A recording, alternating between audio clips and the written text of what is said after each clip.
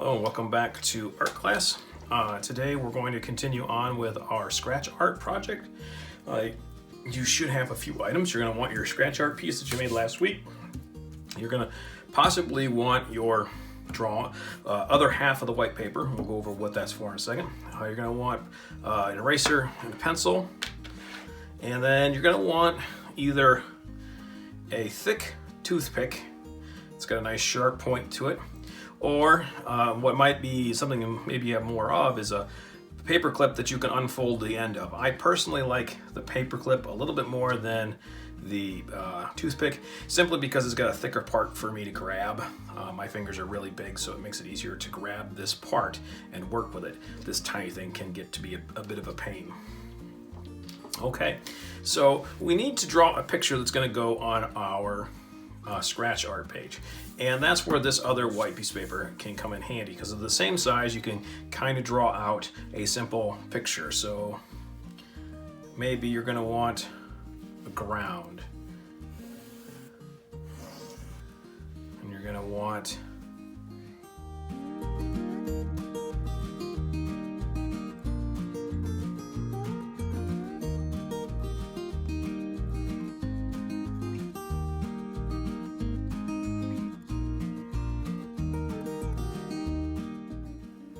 Now, does yours have to be this? Absolutely not, but I'm just wanting to give you a basic picture that you can do. So here's the trick, is we can't really use a pencil on the crayon, so that is where the toothpick or the paper clip come in handy. So what I'm gonna do is I'm gonna go in and I'm gonna use this, and it's gonna be like my pencil, only I'm gonna scrape through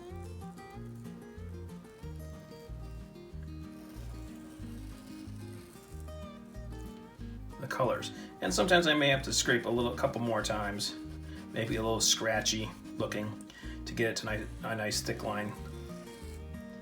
I gotta be careful not to rip the paper though. So I'm always dragging it.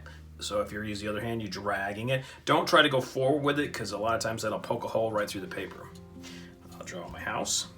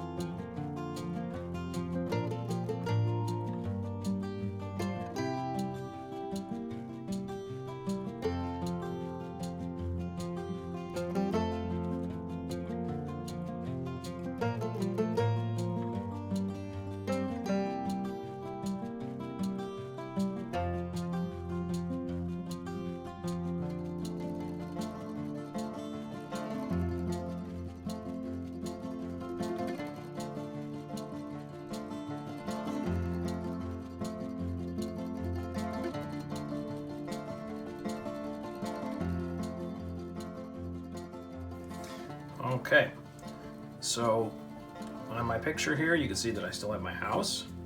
There's my ground. I did a little bit of kind of like coloring in with my thing by scraping away a little bit more black, so certain areas showed up more. Okay. And I did that here in the flower, and I did that a little bit in the sun, and I did that a little bit in the hair. Do not worry if not everything shows up super well. So like, it's kind of hard to see the eyes and the nose of this person. And that's partly because of the color that's in the background, and partly because the black didn't scrape away quite like it should have. So there is a little bit of give and take with this project. So don't be upset if it doesn't come out 100% perfect. Just do your best with it. Try to make it look good. Like, you could go like I am and go through it and clean up your lines a little bit if you want. It does take a little bit of time. And then you're going to need to be really close with your picture here. So what I suggest doing for this is make sure you use the camera app on the iPad to get in real close, and then zoom in as best you can to take the picture. And then when you're turning in the assignment, you can go to using the camera or upload a picture from the Google or the camera that's on the iPad, the Photos app. So that's another way to do it that might make it easier for you to send me a picture of this.